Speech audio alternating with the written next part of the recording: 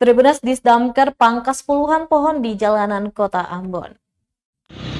Dinas Pemadam Kebakaran Disdamker Kota Ambon pangkas sejumlah pohon berukuran besar di sejumlah titik di kota bertajuk Manise ini.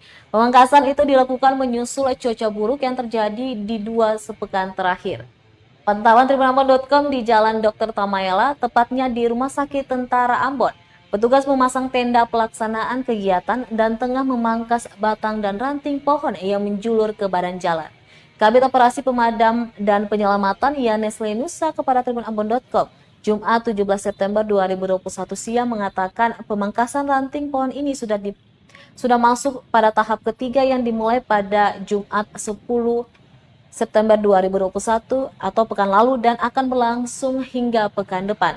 Dirincikan Disdamker dalam sepekan telah memangkas hingga 150 pohon.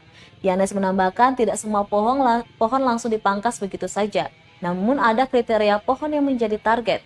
Untuk itu himbauan kepada warga Kota Ambon agar selalu berhati-hati berjalan di musim penghujan, karena masih banyak pohon yang belum diselesaikan pemeliharaannya.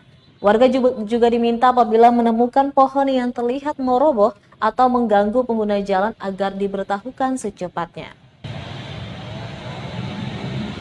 Yang pertama, ini ada instruksi dari Pak Wali Kota melalui Kadis untuk kita memangkas ranting-ranting pohon yang sudah berada di luar jalan, masuk ke jalan yang bisa mengganggu pengguna jalan.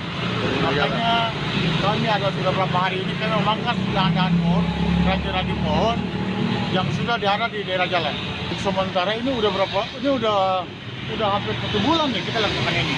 Udah sekitar lebih dari 100 pohon lebih lah. 100 pohon atau 200 pohon mungkin kita udah pemangkasan.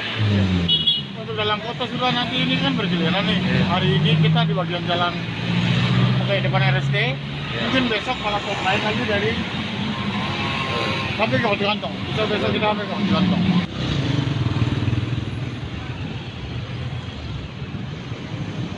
Terima kasih sudah nonton. Jangan lupa like, subscribe, dan share ya.